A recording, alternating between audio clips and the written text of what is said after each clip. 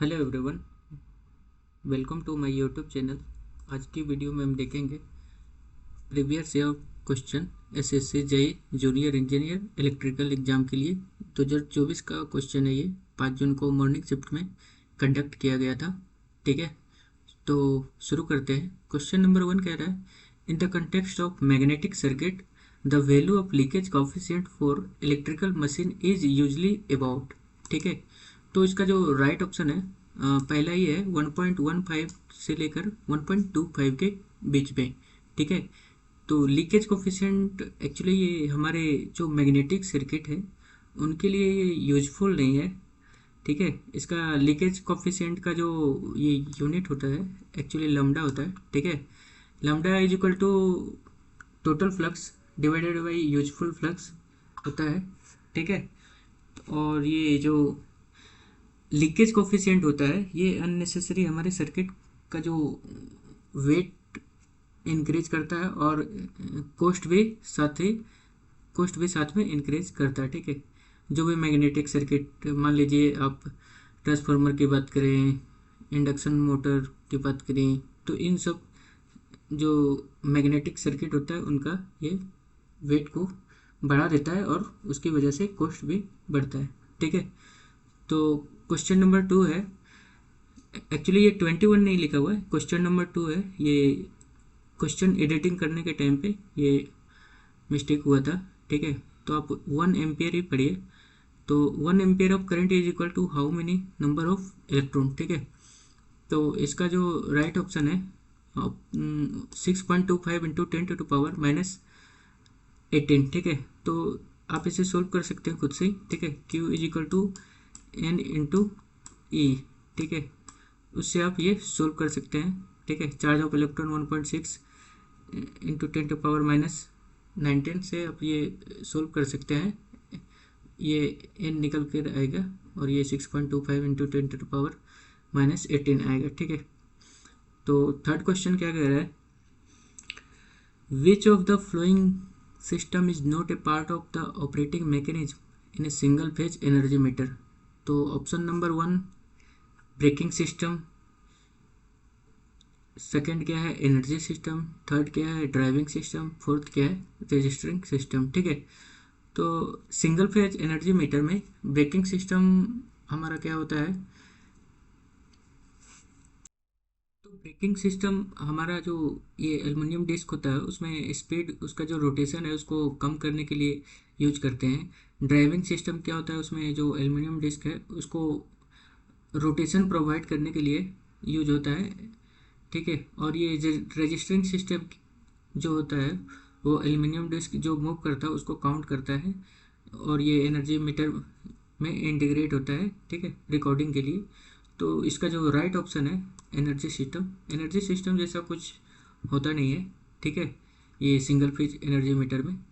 Question number 4 क्या है, question number 4 ये न्यूमेरिकल है। The magnetic flux through a coil having a single turn is varying according to the relation phi is equal to phi t square plus 4t plus t Weber. Determine the impedance of the coil if the induced current through the coil is 5 ampere at t is equal to 2 second। तो इसका जो option है वो 4.8 ohms आने आएगा। ठीक है, actually मैंने ये सोल्व किया था। तो इसको हम कैसे सोल्व करेंगे, E is equal to -N/d∅/dt से ये फॉर्मूला लगा के यूज करेंगे जो कि Faraday law of electromagnetic induction है, सेकंड लॉ। ठीक है, और इसमें जो वैल्यू आएगा अगर इसको डिफ्रेंशिएट करेंगे तो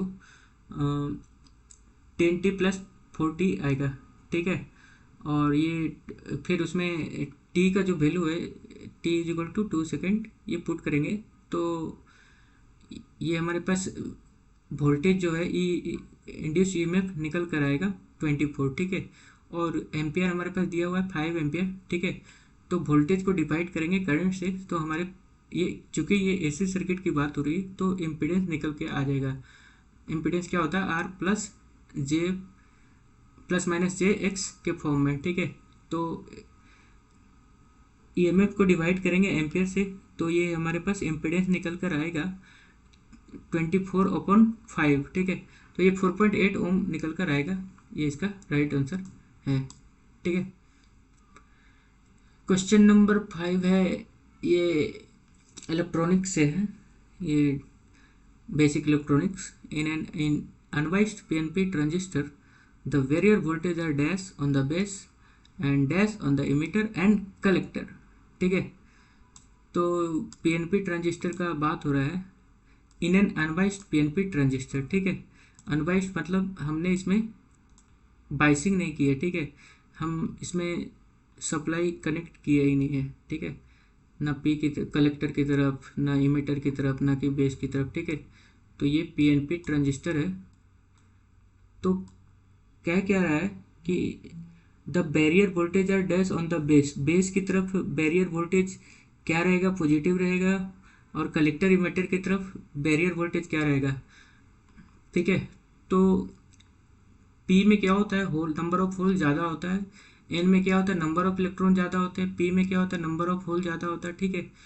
तो यहाँ पे ये जो जंक्शन है, यहाँ पे ये डिप्लेशन रीजन फॉर्म करता है दोनों तरफ, ठीक है, पी एन में और ये एन पी एन जंक्शन में, ठीक है। तो यहाँ पे आप सबको मालूम है कि नंबर ऑफ इलेक्ट्रॉन ज़्यादा है और यहाँ पे होल ज़्यादा है, ठीक है। तो ये नंबर ऑफ इलेक्ट्रॉन उठ कर सब यहाँ पे जाएंगे, ठीक है, और ये नंबर ऑफ इलेक्ट्रॉन कुछ यहाँ पे भी जाएंगे, ठीक है। तो यहाँ पे क्या नंबर ऑफ इलेक्ट्रॉन इधर जा रहे हैं, ठीक है। मतलब जब भी नंबर ऑफ इलेक्ट्रॉन ये दूसरे में जाता है तो यहाँ पे पॉजिटिव चार्ज होता है, मतलब कि इलेक्ट्रॉन लूज करने पे, और ये पी साइड क्या हो रहा है, इलेक्ट्रॉन गेन कर रहा है, ठीक है। तो इसलिए नेगेटिव सर्किट नेगेटिव होगा, ठीक है। तो इसका जो राइट ऑप्शन है option number 4, positive and negative, ठीक है। तो आज के लिए इतना ही। नेक्स्ट वीडियो में क्वेश्चन नंबर 5 6 से डिस्कस करेंगे, ठीक है।